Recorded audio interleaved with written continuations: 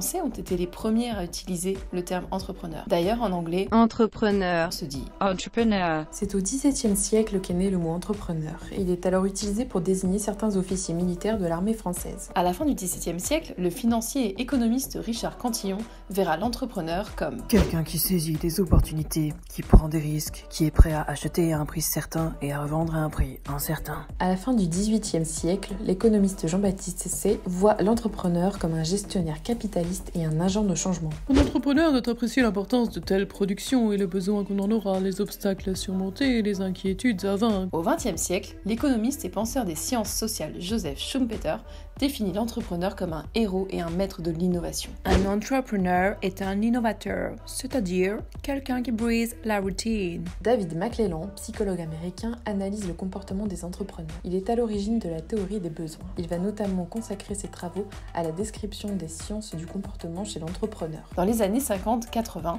les psychologues mènent de nombreuses études pour essayer de définir qui est l'entrepreneur. Mais il est bien difficile d'établir un profil type. Les motivations et les façons de penser sont si différentes qu'une définition unique est difficile à imaginer. Dans les années 80, le premier colloque consacré à la recherche sur l'entrepreneuriat est organisé. C'est cette année également que sera éditée la première encyclopédie dédiée à l'entrepreneuriat et que les premiers docteurs en la matière apparaîtront. Cette période est aussi marquée par la création de concours et l'accélération des nouvelles technologies. C'est une période de glorification de l'entrepreneur. Dans les années 90, on commence à voir se dessiner deux types d'entrepreneurs. Les entrepreneurs par nécessité, qui se tournent vers la création d'entreprises parce qu'ils ne perçoivent pas de meilleure alternative à l'emploi, et les entrepreneurs par opportunité, qui poursuivent une opportunité d'affaires qu'ils ont identifiée ou créée. La notion de succès évolue, la notion de réalisation de soi émerge, il n'est plus uniquement question de performance d'entreprise. C'est à cette période également que les startups commencent à se développer. Dans les années 2000 jusqu'à aujourd'hui, on voit émerger des formes de moins en moins standardisées de l'entrepreneuriat. Les profils sont très variés et l'entrepreneuriat s'étend dans des domaines de plus en plus diversifiés. Aujourd'hui, on compte plus de 200 enseignants-chercheurs dans le domaine. Le 21e siècle est enfin marqué par le développement exponentiel de l'entrepreneuriat social.